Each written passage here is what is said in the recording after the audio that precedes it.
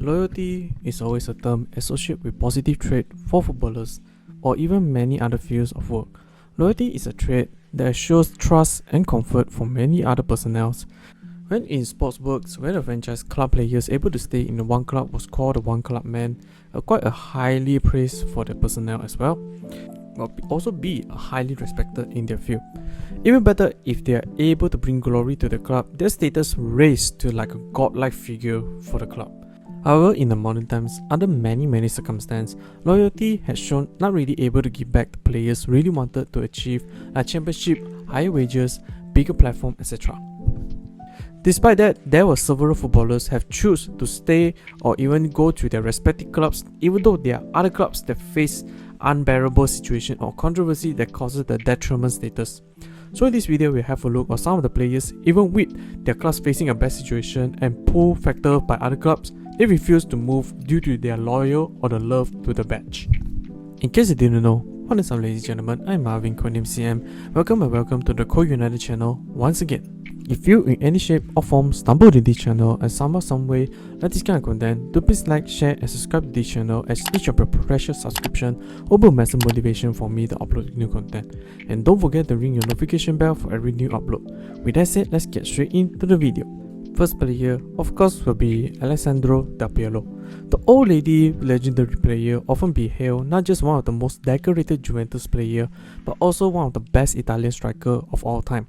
Del Piero began his rise for the professional football in 1981 in the ranks of San Vendemiano in 1988, where Del Piero was first spotted by the scouts and he left his home at the young age of just 13 to play with the youth side Padova. He joined up with the senior side during the 91-92 season at the age of 16 and made his debut at the age of 17. In 1993, thanks to Gianpiero Benipati, Del Piero was bought by Juventus for 5 billion lire with an overlap of 150 million lire per season. When under Juventus, Del Piero went to enjoy some of his best season, playing along with some of the unreal names like Zidane and Platini.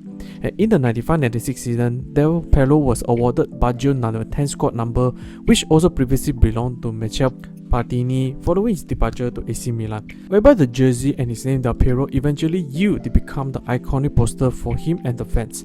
But in Juventus, Del Piero showcased his creative, prolific and fun-loving individual, playing his preferred supporting striker or secondary striker for Juventus, either behind Inzaghi, while he also established himself as one of the best set-piece takers, and he's the third highest scoring of penalties in Serie A, scoring 50 times out of 61 attempts, behind only Francesco Totti and Roberto Baggio. Free kicks was some of his forte, with Italy's all-time top scorer from free kicks in all competition, with 52 goals and 46 goals at club level, 6 goals with the Italian national team.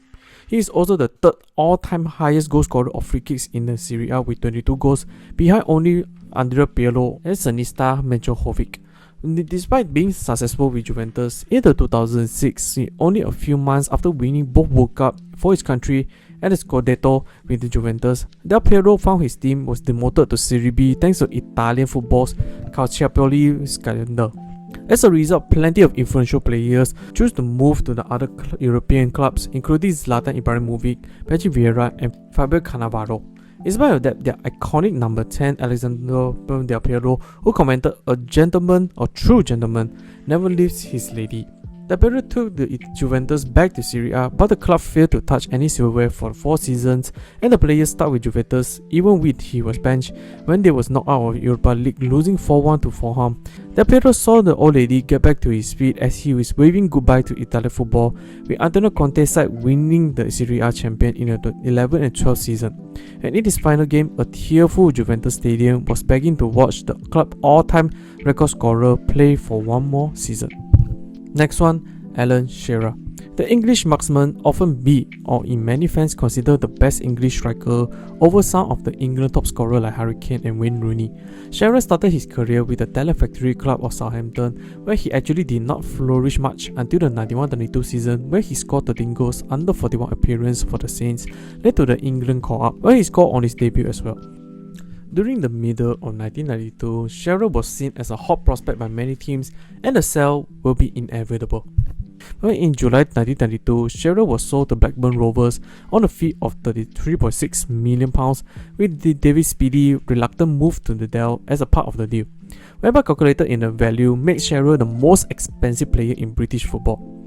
With Blackburn is where Shearer, from a promising prospect to the well-known footballer/striker, Shearer in Blackburn showcased his strong, powerful and brute-like striker, widely recognised as a physical target man striker that was capable in holding up plays but also be a clinical goal scorer. Where in Blackburn, apart from his first season, he had collected more than 30 goals in each of next couple seasons, even had Blackburn, a club not really associate themselves in the championship conversation, won the 94-95 season Premier League almost solely thanks to Alan Shearer, an impressive feature that hardly any footballers can say. Along the way, Shearer also won 2 Golden Boot back-to-back seasons, further illustrate his more than amazing goal-getting ability. With the massive success obtained by Shearer, the next season tons of big clubs wanted to have his service, particularly Man United and Real Madrid, where clubs were almost desperate for his signature. Ultimately, Shearer joined his boyhood club Newcastle United, a place where he was born, Man United title rivals, and on the 30th July 1996, a world record transfer record-breaking £50 million, equivalent to the £36 million today. Shearer joined his hometown club and the league runner-ups Newcastle, managed by his hero Keegan. With his hometown Newcastle, Shearer further evaluated into the world-class striker that was known today, instilled fear into defenses until his retirement. In his first season, he won another Golden Boot, but the Magpies finished second in the Premier League table, behind the club he rejected, Man United. As the season ended, Barcelona boss Sir Bobby Robson called Shearer, trying to lure him to the Catalan Giants, but nothing was enough to tempt the Englishman away from the St James Park. As Shearer remained faithful to Newcastle throughout his football career, and while he failed to win a trophy there, but finished his career with 260 Premier League goals, making him the most prolific striker in the league history. With recent case after joining Man United, Romelu Lukaku stated in an interview, "Who would say no to the biggest club in the world?" While veteran striker Alan Shearer was quick to respond to the classic way, tweeting, "I did, I turned down Barcelona." Lastly, Francesco Totti. Del Piero isn't the only cult hero in modern Italian football, and not only the number 10 worshipped by his faithfulness, as no one described Francesco Totti's case better than his former coach Spalletti when he said, "It would be easier to move Colosseum out of Rome than moving Totti out of Rome." Born and raised in Rome, Italy, idolized the ex-Roma captain Giuseppe Giannini, and regularly play football with the older players, Totti can be said live and breathe in Rome. A more typical one-man club, as Totti spent his 20-plus years career with AS Roma, where he will also don the iconic number 10 and the captain armband, while also play at the heart of the offense. Thanks to his creative playstyle and highly rated technical ability, even though his preferred role mostly acts as an attacking midfielder or the supporting striker, his best season came playing as a false nine-like striker, where he obtained the most recognition. With AS Roma, a club again not really associated much with championship, given the Serie A has some of the biggest clubs like both Milan team and the Juventus. Totti and AS Roma did edge all the big clubs, won Totti's only Serie A title in the 2020-2021 season. Along his tenure, did win 2 Coppa Italia back-to-back. With 2 seasons after winning his only Serie A champion, Real Madrid approached Totti wanting to have him in a Galactico plan, given his good-looking and celebrity status within Italy. The 8th King of Rome responds, "They taught us in the school that the family is the most important thing. Do you ever hear of someone leaving his poor parents to live with the rich strangers?"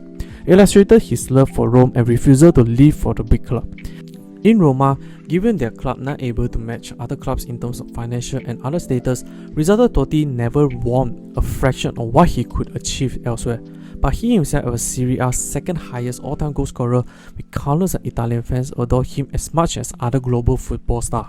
Totti can be represented a symbol of loyalty, class and icon for Italian football, along with Maldini. Coming to his last match, he had tears in his eyes and a huge smile as he enjoyed the football's most emotional farewell in 2017, a feeling that no trophy could ever be given to him. That's the end of the video. What do you guys think? Do you respect and adore some of the footballers that refuse big money move and choose their beloved club? And who do you have in mind for other footballers with a similar situation? Comment down below so that we can have a discussion. Hope you enjoyed this video. I'll see you all